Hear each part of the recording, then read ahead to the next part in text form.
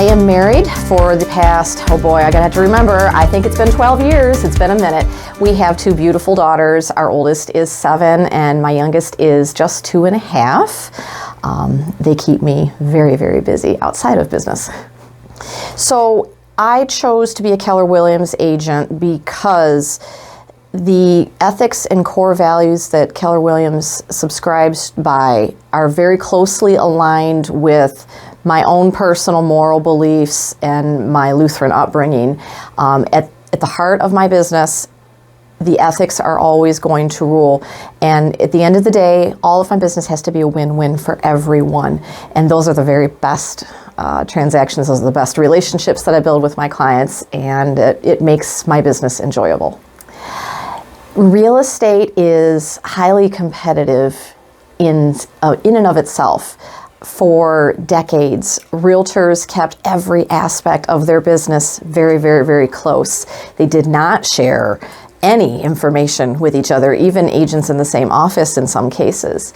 But Keller Williams, on the other hand, because we come from contribution and want to see everyone succeed, has a very, very different culture.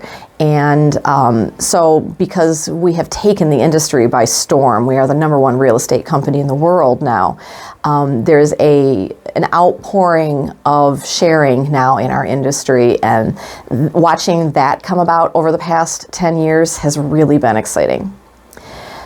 At the end of the day, my favorite part of my work is interacting with my clients and watching them achieve their goal, whether it's their first home purchase. That's very exciting. That's an easy one to get excited about. Or if they're downsizing, or if it's an upgrade, maybe they've expanded a family and they want a bigger, larger home. Watching these really, really big life transitions come to fruition is really fun. Because some of the things that I'm most proud of include my work as a military relocation professional realtor.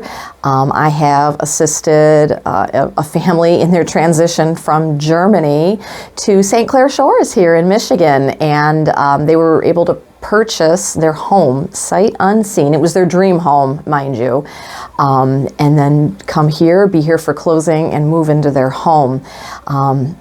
That was really fulfilling, because talking about people who are retiring and worked their entire life in service to our country, and then to be able to achieve that dream and not have the hassle of trying to fly back and forth overseas multiple times throughout the process. I did everything I could to make that as smooth a transition as I possibly could for them.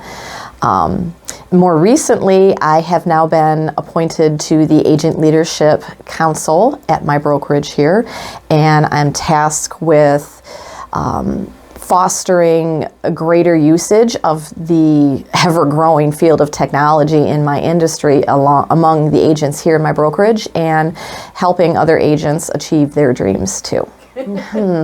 Days off don't happen often. However, I have a myriad of hobbies. So someday, if I ever decide to actually retire, I will not be bored. It's winter right now, so I am an avid downhill skier, and so is my entire family. So my favorite thing to do is take both my girls up to Mount Holly ski area, and we spend our Saturdays. They're learning to ski, and I'm having a blast just being with them. I also run. I've run a marathon. I'm currently training for half marathons. I love to cook. I love food, and I love wine. Oh my goodness! So I love to be a great resource if you're looking for something interesting to make for dinner because you're bored. I would say the greatest challenge that I didn't initially see as a challenge to becoming a female entrepreneur is finding like-minded women in the same situation that I am.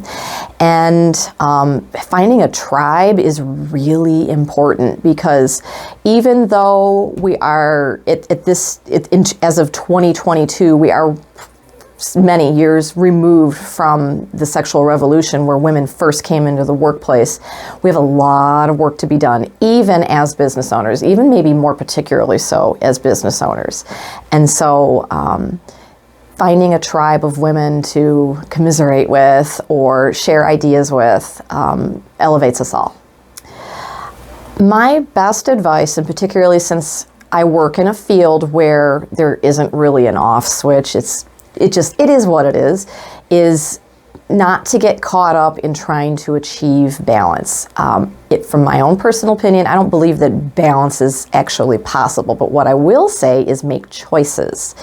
I will make choices that today's a day for my family, and it's just going to have to wait. But then there will be other days where, I'm sorry, family, I know we planned that we were going to go to the Detroit Zoo today, but Mommy really needs to take care of this client. They have an urgent need. And so there's give and take on all sides, and just make the choices that at the end of the day, you'll feel most comfortable living with. But I do have a number of causes that I do actively support. I donate frequently to my church. I also donate and do whatever I can to help support fundraising activities for the Michigan Cat Rescue, because I am a cat person and I love my kitties, and I want them to be able to rescue as many kitties as possible. I also, it's a little more intermittent, but try to do whatever I can in helping our veterans and our active military who are transitioning into civilian life. So anytime I come across an event that I can help support, whether by promotion or financially or whatever, my time, I try to get involved with that too. Wow, I'm such an open book. I don't know if there's a whole lot about don't know. Maybe some people won't know that I actually trained to become a professional musician. I was a clarinet player.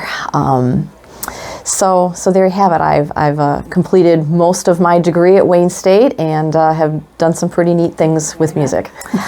I don't play nearly as often as I should. It's been several years.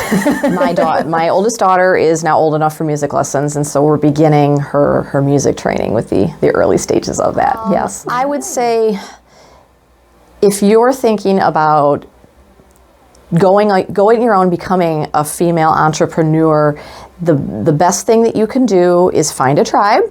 And then the second thing you can do is tuck away all the doubts in your head. They're going to come from everywhere. They're going to come from within your family, and those are the ones that are the hardest to squash. But if you can squash that and just follow your heart and your gut, you will succeed.